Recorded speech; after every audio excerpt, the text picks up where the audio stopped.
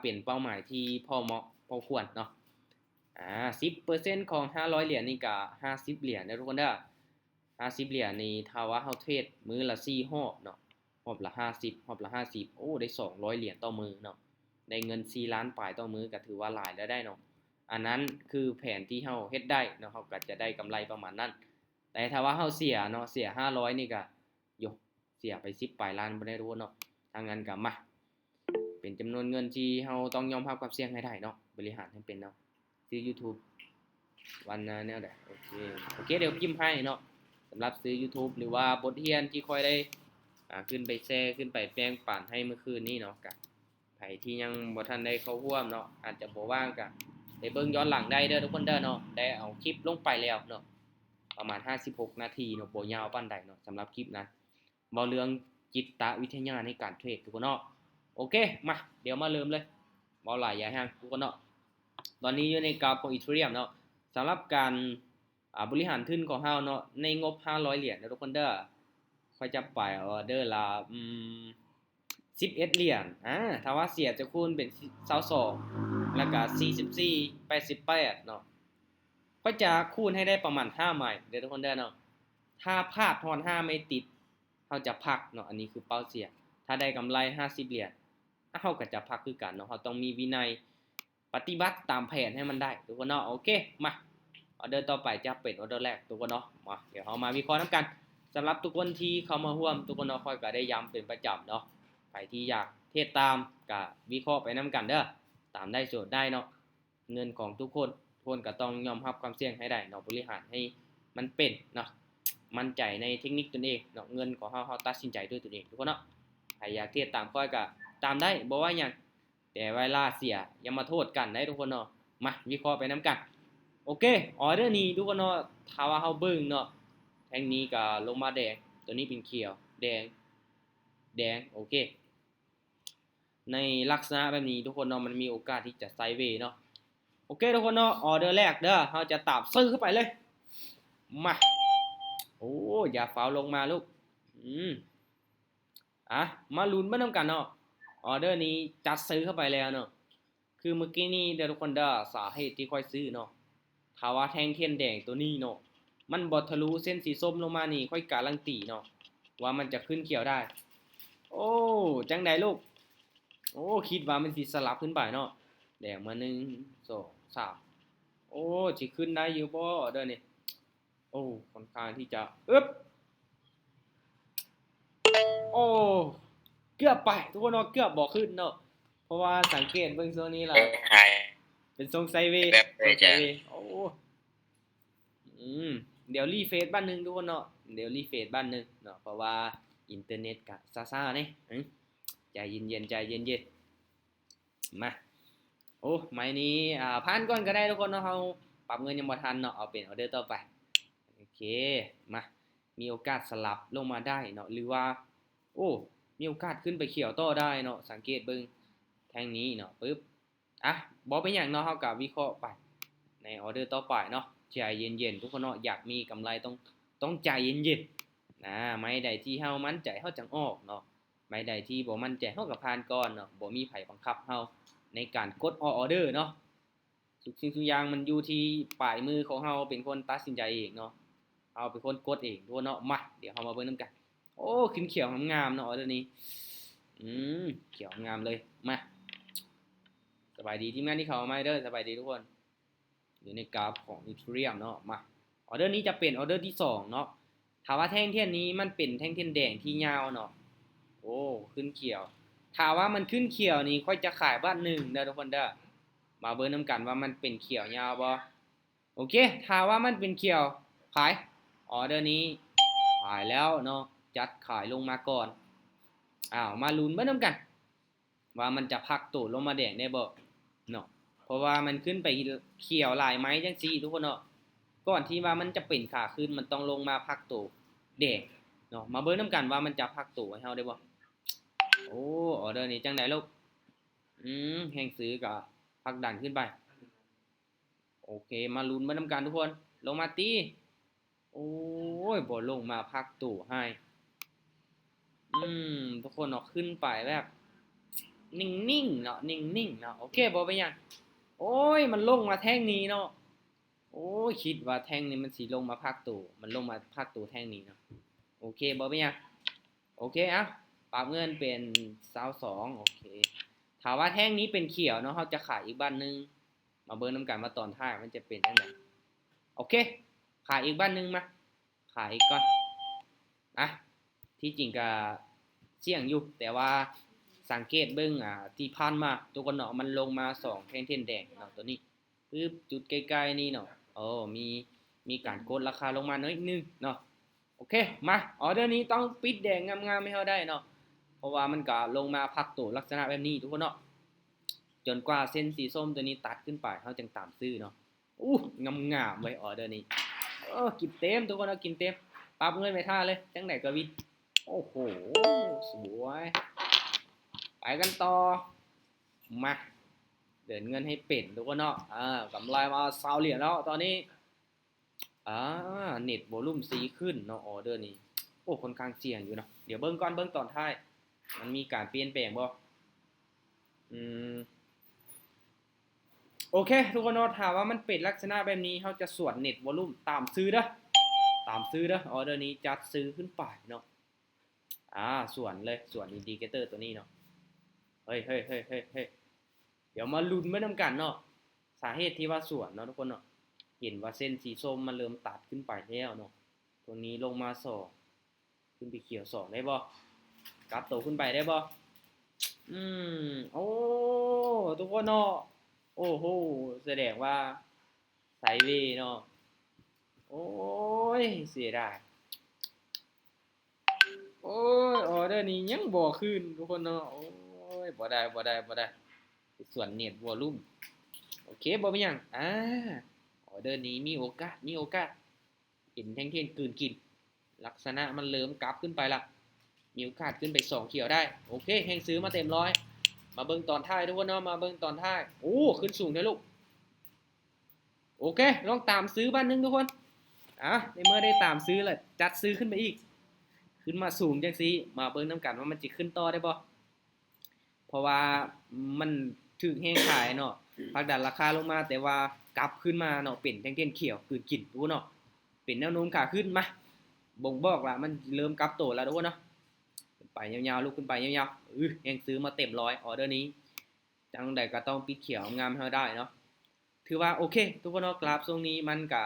ค่อนข้างที่จะนิ่งเนาะบ่สวิงดีดพึดปัดเลยเนาะแต่ปิดเขียวงามเลยโอ้โหสวย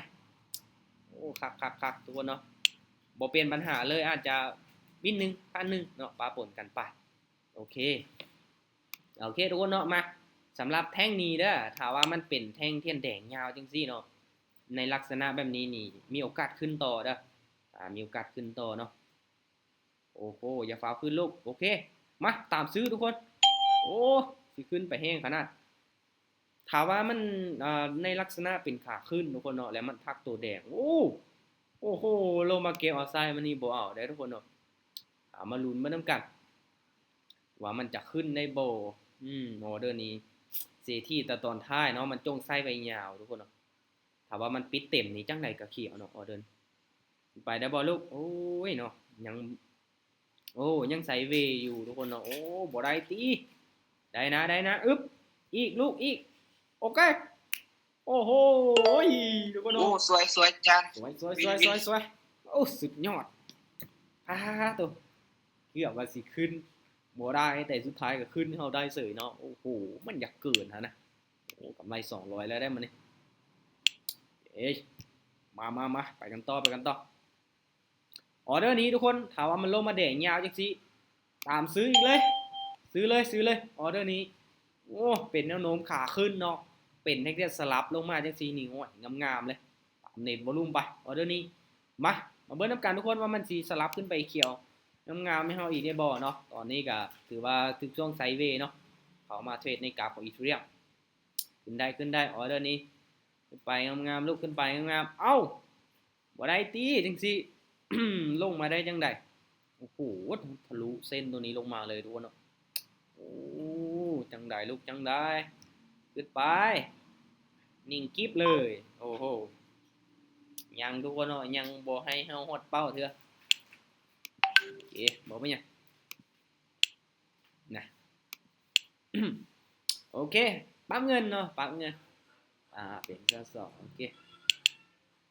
โอเคเนาะออเดอร์นี้ทุกคนเนาะมันคือนิ่งแท้